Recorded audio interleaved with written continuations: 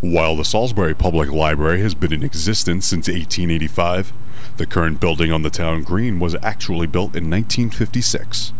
By 1966, however, the library was already out of space, and a 1972 expansion doubled the library to its current size.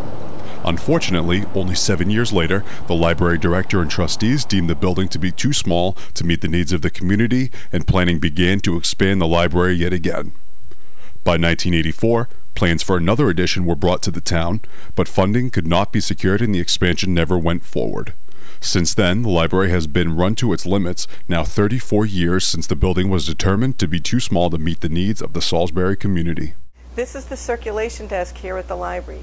Last year, in 2012, we circulated 48,000 pieces, including 14,000 interlibrary loan items.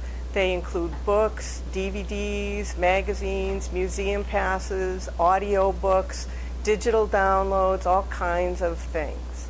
It's not just about the books here at the library. We offer a lot of assistance to people doing their taxes, using the internet, trying to hook up their Wi-Fi, downloading content onto tablets and e-readers, answering reference questions, and helping people find a good place to go to a restaurant or go camping. We offer so much more now than just books, but due to space limitations, we're kind of hampered in how much more we can do in the community. What's more, the building itself is in serious disrepair. It is not handicapped accessible or ADA compliant. The HVAC system is on its last legs. The electrical heating here in this room is just about failed. The electrical box needs to be redone, and we need to take out some stacks so that we can get a wheelchair in between the rows of books. In order to accommodate a wheelchair, we would have to take out 2 rows of stacks, which comes out to 2,500 books. So besides spending an awful lot of money to rehab the building, we would not be gaining any space. In fact, we would be losing space. The new building program is supported by a $3.8 million grant from the state, which covers almost 55% of the building costs. We essentially have the opportunity to get a new library for over 50% off, and we've been working with the town to further minimize the cost passed on to town residents. A new library will bring so much to this community, whether in new programming opportunities, better resources for patrons, or community space and events. There's so much more we could bring to every segment of the town's population, from children's programming to bereavement groups. The lack of space at the Salisbury Library is evident the moment you walk in the door. Despite the great popularity of the children's programming at the library, events are often forced to have sign-up sheets and waiting lists because the building cannot accommodate the number of children who are interested in attending the events.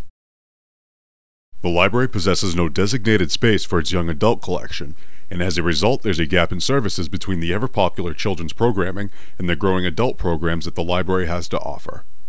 Many library events take place in the building's front room, which also is home to the biographies, travel books, and historical collections.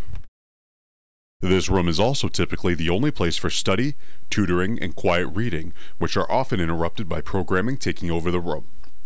While the 1972 addition of the library doubled the space, within 7 years the library was already too small again. The building project before you is required to plan for 20 years out to meet the needs of the community now and then. The new building will be more than 4 times the size of the current library, but by going to 2 stories will preserve the green for the people of Salisbury.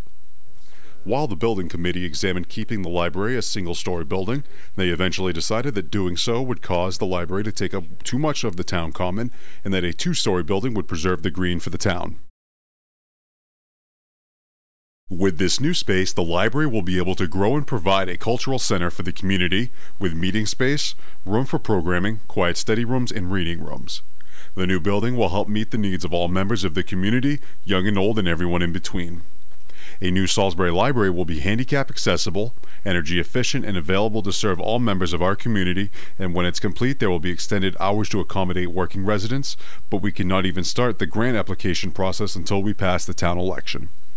With a yes vote for the new library building, we will be able to apply for grants from organizations such as the Bill and Melinda Gates Foundation, as well as applying for funding from local banks, businesses, and private citizens. A yes vote doesn't mean the work is over. The Friends of the Salisbury Library are constantly working to raise funds to help support the library and the plan for a new building. Libraries are no longer just about books. The libraries of today provide access to technology and communication, information and education, culture and learning. Please vote yes for the Salisbury Public Library Building Project, both at the town election on April 30th and again at town meeting on May 20th. You can join the cause by supporting the Friends of the Salisbury Public Library. Find us online at salisburylibraryfriends.org or on Facebook.